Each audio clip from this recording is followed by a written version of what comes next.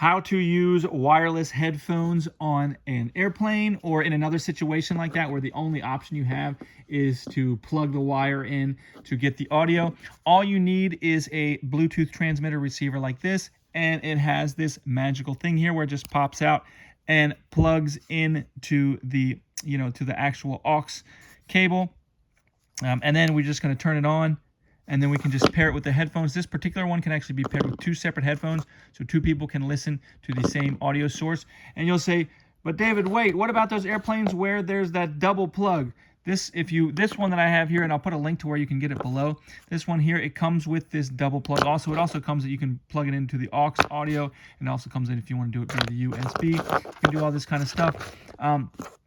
But anyway, so you can, like I said, you can do two headphones to it on the plane or in any kind of situation like that where you can't actually connect wirelessly to the audio.